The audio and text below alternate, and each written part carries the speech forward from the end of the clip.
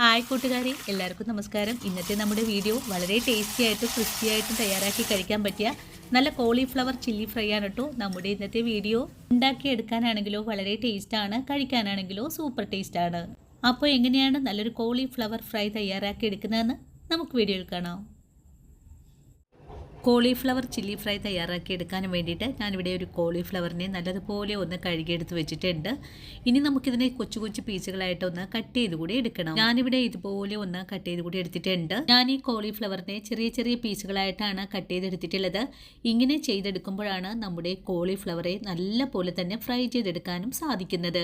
ഇനി നമുക്കിതിലേക്ക് കുറച്ചധികം തന്നെ വെള്ളം ഒഴിച്ചു കൊടുക്കണം. ഇനി വെള്ളത്തിലേക്ക് ആവശ്യത്തിനുള്ള ഉപ്പ് ചേർക്കാം. കൂടെ തന്നെ 1/2 സ്പൂൺ അളവിൽ മഞ്ഞൾപ്പൊടിയും കൂടി ചേർത്ത് നല്ലതുപോലെ ഇളക്കി യോജിപ്പിച്ചതിന് ശേഷം നമുക്കിതിനെ ഒന്ന് അരമണിക്കൂർ നേരത്തേക്ക് മൂടിയും കൂടെ വെച്ചു കൊടുക്കണം.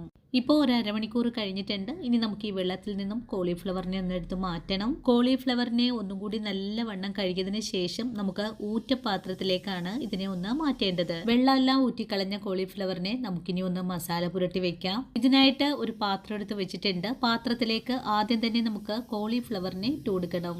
അതിനുശേഷം നമുക്കിതിലേക്ക് ആവശ്യത്തിനുള്ള ഉപ്പ് ചേർക്കാം. ഉപ്പും ചേർത്ത് കഴിഞ്ഞാൽ പിന്നെ നമുക്കിതിലേക്ക് 1 സ്പൂൺ അളവിൽ കാശ്മീരി മുളക് പൊടി ചേർക്കാം. കൂടെ തന്നെ എരിവിനായിട്ട് 1 സ്പൂൺ അളവിൽ തന്നെ എരിവുള്ള മുളക് പൊടി ചേർക്കുന്നുണ്ട്. ഇനി വേണ്ടത് 1/4 ടീസ്പൂൺ അളവിൽ മഞ്ഞൾപ്പൊടിയാണ്. മഞ്ഞൾപ്പൊടി കൂടി ചേർത്ത് കഴിഞ്ഞാൽ 1/2 സ്പൂൺ അളവിൽ ചിക്കൻ മസാലപ്പൊടി കൂടെ ചേർക്കുന്നുണ്ട്. ഇത്രയും പൊടികളൊക്കെ ചേർത്ത് കഴിഞ്ഞാൽ പിന്നെ നമുക്കിതിലേക്ക് ഒരു 4 സ്പൂണോളം കോൺഫ്ലവർ കൂടെ ചേർത്ത് കൊടുക്കാം. നിങ്ങളെടുക്കുന്ന കോളിഫ്ലവറിൻ്റെ അളവനുസരിച്ചായിരിക്കണം ഇതിലേക്ക് ചേർക്കുന്ന പൊടിയുടെ അളവുകളും. ഇനി നമുക്ക് കൈകൊണ്ട് നല്ലതുപോലെ ഒന്ന് കുഴച്ച് യോജിപ്പിച്ച് കൊടുക്കാം. ഇതുപോലെ യോജിപ്പിച്ചെടുക്കുമ്പോൾ നമ്മുടെ കോളിഫ്ലവറിൽ മസാല ഒന്നും അധികം പുരളാതെ ഇരിക്കുവാണെങ്കിൽ അരിപ്പൊടിയോ കോൺഫ്ലവറോ മൈദയോ കടലമാവോ എന്ത് വേണമെങ്കിലും ചേർത്ത് നല്ല കട്ടിയായിട്ട് തന്നെ നമുക്ക് എടുക്കാവുന്നതുമാണ്. പൊടികളും മസാലകളൊക്കെ ചേർത്ത് കൊടുക്കുമ്പോൾ നിങ്ങളുടെ ഇഷ്ടത്തിനനുസരിച്ചായിരിക്കണം ചേർത്ത് കൊടുക്കേണ്ടത്. ഇപ്പോൾ ഞാനിവിടെ നല്ലതുപോലെ ഒന്നുകൂടി യോജിപ്പിച്ച് കൊടുത്തിട്ടുണ്ട്. ഇനി ഇതിലേക്ക് നമുക്ക് ഒരു പിടിയോളം കറിവേപ്പില ചേർക്കാം. കൂടെ തന്നെ 1 സ്പൂൺ അളവിൽ ഇഞ്ചി വെളുത്തുള്ളി പേസ്റ്റും 1 ടേബിൾ സ്പൂൺ അളവിൽ ടൊമാറ്റോ സോസ് കൂടെ ചേർക്കുന്നുണ്ട്. ഇനി ഇതിലേക്ക് 1 സ്പൂൺ അളവിൽ കൂടെ മൈദ കൂടെ ചേർക്കാം. മൈദയും ചേർത്ത് കൊടുത്തിട്ട് വീണ്ടും നമുക്ക് കൈകൊണ്ട് ഒന്നുകൂടി കുഴച്ച് യോജിപ്പിച്ചു കൊടുക്കണം. 1 മിനിറ്റ് നേരം നല്ലതുപോലെ കൈകൊണ്ട് കുഴച്ച് യോജിപ്പിച്ചു കഴിഞ്ഞാൽ പിന്നെ നമുക്ക് ഒരു അരമണിക്കൂർ നേരത്തേക്ക് ഒന്ന് റെസ്റ്റ് ചെയ്യാനും കൂടെ വെച്ചു കൊടുക്കാം. നിങ്ങൾക്ക് പെട്ടെന്ന് തന്നെ ഫ്രൈ ചെയ്തെടുക്കണമെങ്കിൽ ഇതുപോലെ റെസ്റ്റ് ചെയ്യാൻ വെച്ചു കൊടുക്കേണ്ട ആവശ്യമൊന്നും തന്നെ ഇല്ല. അരമണിക്കൂറിന് ശേഷം നമുക്ക് ഈ മൂടി ഒന്ന് തുറന്ന് നോക്കാം. ഇപ്പോൾ നമ്മുടെ കോളിഫ്ലവർ നല്ലതുപോലെ ഒന്ന് ഡ്രൈ ആയൊക്കെ വന്നിട്ടുണ്ട്. ഇനി നമുക്കുടൻ തന്നെ ഇതിനെ ഒന്ന് ഫ്രൈ ചെയ്തുകൂടി എടുക്കാം. ഫ്രൈ ചെയ്തെടുക്കുന്നതിനായിട്ട് ചൂടായ പാനിലേക്ക് സൺഫ്ലവർ ഓയിൽ ഒഴിച്ചു കൊടുത്തു. എണ്ണ ചൂടായി വന്നപ്പോൾ കുറച്ച് കറിവേപ്പില ഇട്ട് കൊടുത്ത് ഇതിനെ ഒന്ന് ഫ്രൈ ചെയ്ത് മാറ്റുവാണ്. കറിവേപ്പിലയെ ഫ്രൈ ചെയ്ത് മാറ്റി കഴിഞ്ഞാൽ ഇതേ പാനിലേക്ക് തന്നെ ഒരു 5-6 പച്ചമുളക് കൂടെ കട്ട് ചെയ്ത് ചേർക്കുവാണ്. പച്ചമുളകിൻ്റെയും കളറൊക്കെ ഒന്ന് ചേഞ്ചായി വന്നപ്പോൾ ഇതിനെയും നമുക്കൊന്ന് എടുത്ത് മാറ്റാം. ഇനി നമുക്ക് ഈ എണ്ണയിലേക്ക് കോളിഫ്ലവറിനെ കൂടെ ഫ്രൈ ചെയ്യാൻ ഇട്ട് കൊടുക്കാം. നമുക്കൊരു 3 തവണ കൊണ്ടാണ് ഇതിനെ ഫ്രൈ ചെയ്തെടുക്കാൻ സാധിക്കുന്നത്. ഫ്രൈ ചെയ്യാൻ ഇട്ട് കഴിഞ്ഞാൽ 1 മിനിറ്റൊക്കെ കഴിഞ്ഞിട്ട് വേണം നമുക്കിതിനെ ഒന്ന് മറിച്ചുകൂടി ഇട്ട് കൊടുക്കാനായിട്ട്.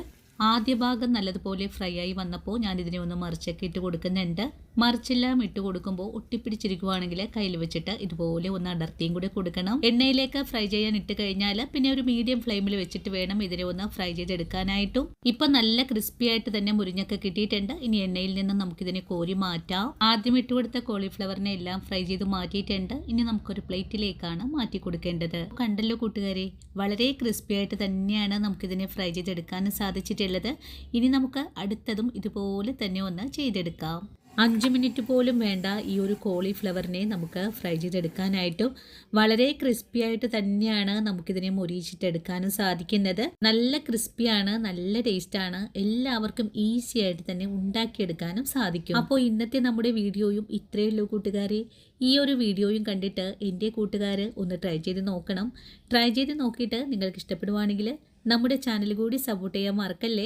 അതുപോലെ നിങ്ങൾക്ക് ഈ വീഡിയോ കാണുമ്പോൾ ഇഷ്ടപ്പെടുവാണെങ്കിൽ നിങ്ങളുടെ വിലയേറിയ ലൈക്കുകൾ തന്നൊന്ന് സപ്പോർട്ട് ചെയ്യാനും വീഡിയോയെക്കുറിച്ചുള്ള അഭിപ്രായങ്ങളെല്ലാം കമൻസ് ആയിട്ട് അറിയിക്കാനും മറക്കരുത്. നിങ്ങൾ എനിക്ക് തരുന്ന ഓരോ വാക്കുകളുമാണ് നമ്മുടെ വീഡിയോ മറ്റുള്ള ആളുകളിലേക്ക് എത്തപ്പെടുന്നതും. ഇന്നത്തെ നമ്മുടെ വീഡിയോയും ഇവിടെ നിർത്തുവാണ്. നാളെയും നല്ലൊരു വീഡിയോ ആയിട്ട് ഞാൻ ഓടിയെത്തുന്നതാണ്.